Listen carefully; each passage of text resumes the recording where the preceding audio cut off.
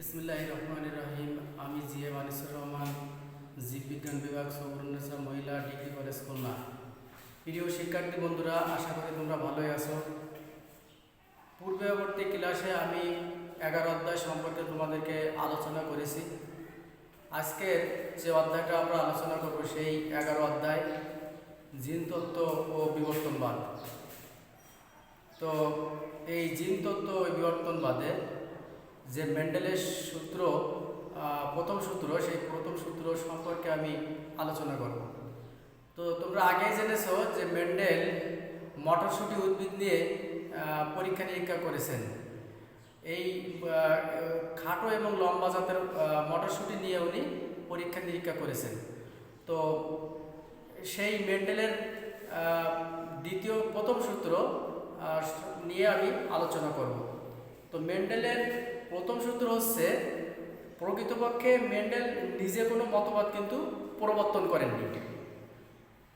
তিনি তার গবেষণাপত্রে সংকরায়ন সংক্রান্ত পর্যবেক্ষণের তত্ত্বীয় ও পরিসংখ্যানিক ব্যাখ্যা দিয়েছিলেন। কি হলো যে উনি নিজে কোনো প্রবর্তন করেননি, মেন্ডেল নিজে কোনো মতবাদ প্রবর্তন করেননি। তিনি তার গবেষণাপত্রে সংকরায়ন সংক্রান্ত পর্যবেক্ষণের তত্ত্বীয় ও পরিসংখ্যানিক যে ব্যাখ্যা, উনি কিন্তু সেইটাই দিয়েছিলেন। পরবর্তীতে কার্ল করেল নামক এক বিজ্ঞানী, যিনি 1900 সালে মেন্ডেলের অনুরূপ গবেষণার ফলাফল প্রকাশ করেছিলেন। অর্থাৎ মেন্ডেল এর যে পরবর্তীতে কার্ল করেল 1900 সালে মেন্ডেলের অনুরূপ একটা গবেষণার ফলাফল প্রকাশ করেছিলেন। মেন্ডেলের আবিষ্কারকে বংশগতির মৌলিক দুটি সূত্র হিসেবে উপস্থাপনের যোগ্য হিসেবে প্রচার করেন। যেহেতু সূত্র দুটি মেন্ডেলের গবেষণার উপরে ভিত্তি করে রচিত, তাই সূত্র দুটিকে মেন্ডেলের সূত্র হিসাবে গণ্য করা হয়। অর্থাৎ কার্ল করেল, যিনি মেন্ডেলের অনুরূপ যে গবেষণাটা করেছিলেন, এবং ওই গবেষণা দুটোই কিন্তু মেন্ডেল করেন নাই, অর্থাৎ মেন্ডেলের সূত্র ধরেছে, তারই নাম অনুসারে কিন্তু মেন্ডেলের এই দুটো সূত্র নামকরণ করেছেন, ব্যাখ্যা করেছেন। তো যাই হোক, মেন্ডেলের প্রথম সূত্র হইতেছে, সংকর জীবের বিপরীত বৈশিষ্ট্যর ফ্যাক্টরগুলো, আমি আবার বলি, সংকর জীবের বিপরীত বৈশিষ্ট্যর ফ্যাক্টরগুলো অর্থাৎ জিনগুলো মিশ্রিত বা পরিবর্তিত না হয়ে পাশাপাশি অবস্থান করে এবং জননকোষ সৃষ্টির সময় পরস্পর থেকে পৃথক হয়ে যায়। কি বুঝলে? আবার বলি যে সংকর জীবের বিপরীত বৈশিষ্ট্য ফ্যাক্টরগুলো অর্থাৎ জিনগুলো মিশ্রিত বা পরিবর্তিত না হয়ে পাশাপাশি অবস্থান করে এবং জননকোষ সৃষ্টির সময় পরস্পর থেকে পৃথক হয়ে যায়। এইটা হইলে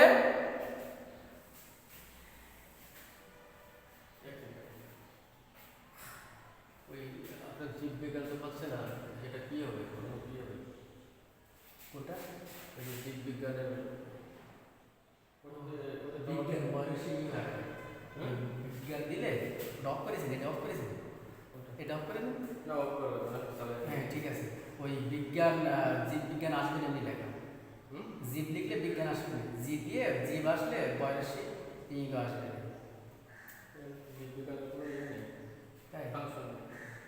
আসে তো, আমার মনে আসে, আসে। বায়োলজি ইংলিশে লেখেন, ইংলিশে বায়োলজি লেখেন, BIOLOGY। তো যা কি বলতেছিলাম, আমি তোমাদেরকে সেই মেন্ডেলের প্রথম সূত্র বললাম। এখন এই মেন্ডেলের প্রথম সূত্রের যে জিনতাত্ত্বিক ব্যাখ্যা আছে, এটা আমি তোমাদেরকে বলবো। তো ধরা যাক, কালো বর্ণের যে গিনিফিগ, অর্থাৎ গিনিফিগে কালো বর্ণের জন্য দায়ী জিন হইল বি, এবং বাদামি বর্ণের জন্য দায়ী জিন হইল ছোট হাতের বি। এটা আমি কালকে বলেছি যে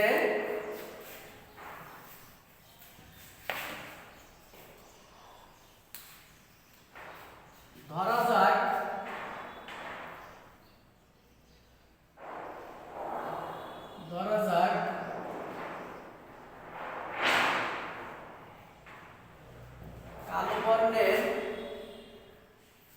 জন্য দায়ী জিন, কালো বর্ণের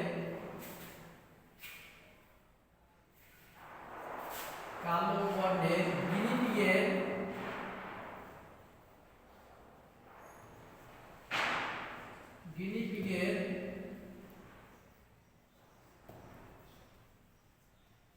দায়ী জিন হইল বড় হাতের বি। আর এবং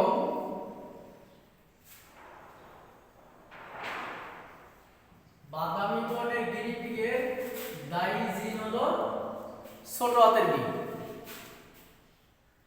তো আর এইটার যদি প্রথম বংশধর F2 জনু ইকুয়াল টু দ্বিতীয় বংশধর, এইটা যদি হয় তাহলে আমরা এই ব্যাখ্যায় এটাকে কি করব, ক্রস করাবো। তো ক্রস করার আগে আরেকটু বিশ্লেষণ করা বিশেষ দরকার। সেটা হইতেছে যে একটি হোমোলোজাইগাস বা বিশুদ্ধ কালো বর্ণের গিনিপিগের সাথে অপর একটি বাদামি বর্ণের গিনিপিগের সংকরণ ঘটলে F1 অণুতে সকল অপত্য গিনিপিগের বর্ণই হবে হলো কালো। কালো বর্ণের অ্যালিল বাদামি বর্ণের অ্যালিলের উপর একটি গুণ সম্পূর্ণ।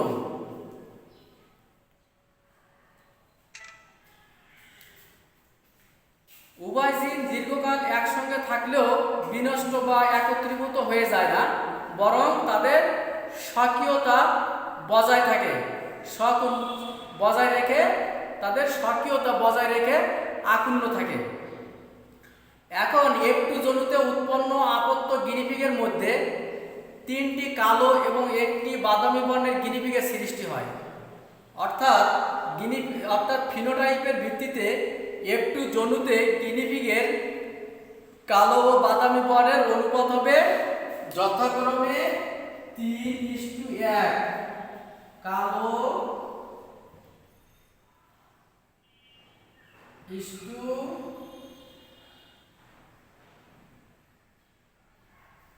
বাদামি বর্ণের হবে 3:1।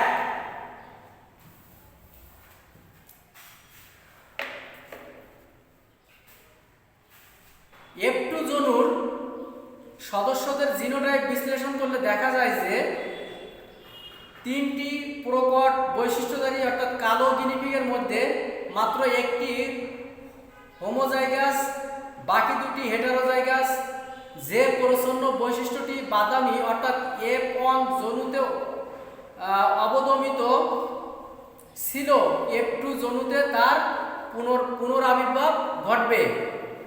অর্থাৎ অনুরূপভাবে যে শুদ্ধ একটি বৈশিষ্ট্য F1 জনুতে অনুপস্থিত ছিল সেটিও F2 জনুতে ফিরে এসেছে।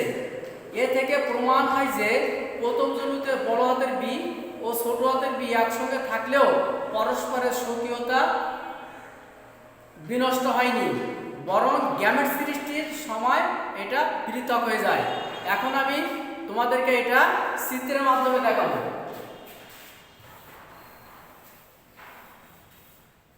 যেমন পিতামাতা,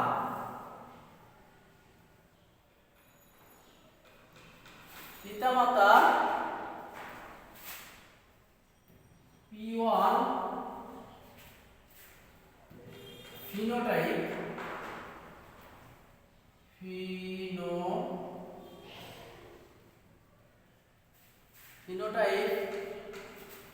এটা হলো উভয় লিঙ্গ, তোমরা অবশ্যই জানো, বিশুদ্ধ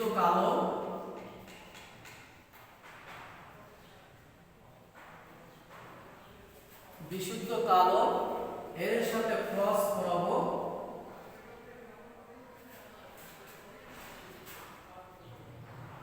বিশুদ্ধ বাদামি,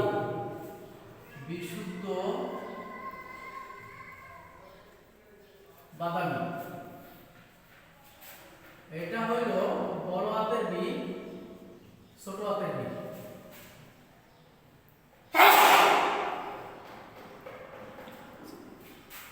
তারপরে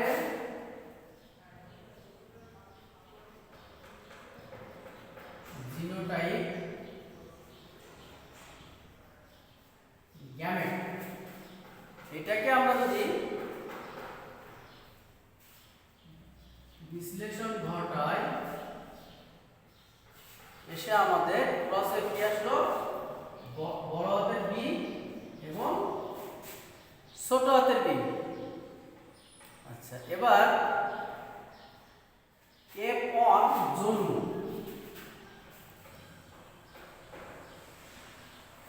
F1 জনু এর জিনোটাইপ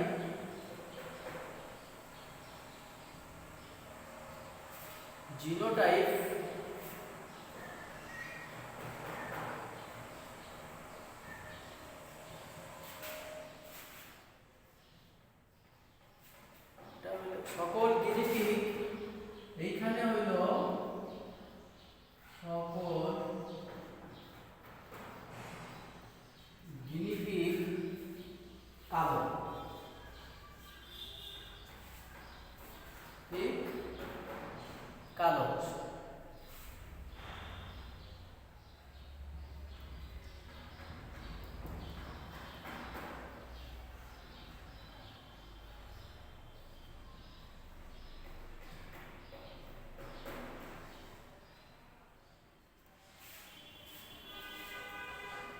তাহলে F1 জনু গেল।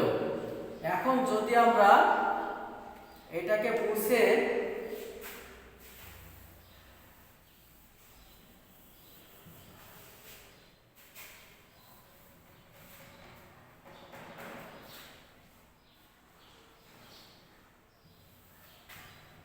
এবার F1 জনুর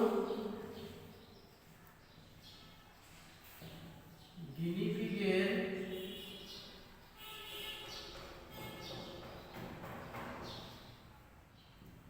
ক্রস,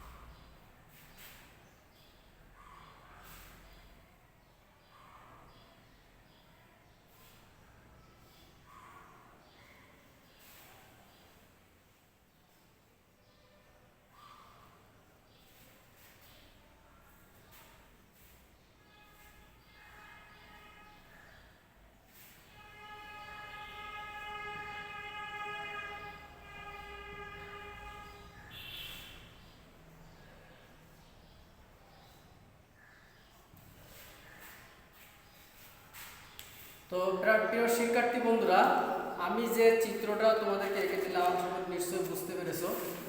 তো যাই হোক, আমরা তাহলে কি বলতে পারি যে আমরা যদি এই F1 এবং F2 জনুর মানে এখানে যদি ক্রস ঘটায় তাহলে কি হচ্ছে যে একটি বিশুদ্ধ কালো বর্ণের গিনিপিগের সাথে অপর একটি বিশুদ্ধ বাদামি বর্ণের গিনিপিগের সংকরণ ঘটলে F1 জনুতে সকল অপত্য গিনিপিগের বর্ণই হবে কালো, কারণ কালো বর্ণের অ্যালিল বাদামি বর্ণের অ্যালিল এর উপর গুণসম্পন্ন। উভয় জিন দীর্ঘকাল একসঙ্গে থাকলেও বিনষ্ট বা একত্রীভূত হয়ে যায় না, বরং তাদের স্বকীয়তা বজায় থাকে। F2 জনুতে উৎপন্ন অপত্য গিনিপিগের মধ্যে 3টি কালো এবং একটি বাদামি বর্ণের গিনিপিগের সৃষ্টি হয়, অর্থাৎ ফিনোটাইপের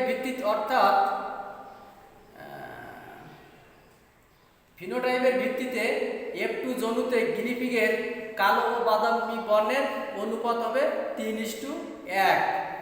F2 জনুর সদস্যদের জিনোটাইপ বিশ্লেষণ করলে দেখা যায় যে 3টি প্রকট বৈশিষ্ট্যধারী কালো গিনিপিগের মধ্যে মাত্র একটি হোমোজাইগাস, বাকি দুটি হলো হেটারোজাইগাস। যে প্রচ্ছন্ন বৈশিষ্ট্যটি অর্থাৎ বাদামি F1 জনুতে অনুপস্থিত ছিল সেটিও F2 জনুতে ফিরে এসেছে। এ থেকে প্রমাণিত হয় যে বড় হাতের বি প্রথম জনুতে বড় হাতের বি ও ছোট হাতের বি একসঙ্গে থাকলেও পরস্পর স্বকীয়তা বিনষ্ট করে না, নিজেদের স্বকীয়তা বজায় থাকে এবং পরবর্তীতে কি মানে একই ধরনের হয়তো কালো কালো বা বাদামি কালো এই ধরনের উদ্ভিদ আর কি জন্ম হতে পারে। তো যাই হোক, এই আজকের মেন্ডেলের প্রথম সূত্র সম্পর্কে তোমাদের ধারণা দিলাম। পরবর্তী দিন আমরা মেন্ডেলের দ্বিতীয় সম্পর্কে ধারণা দেব, আলোচনা করব।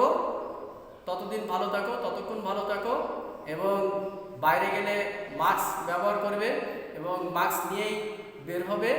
সবাইকে এই অনুরোধ জানিয়ে আজকের ক্লাস শেষ করছি। আল্লাহ হাফেজ।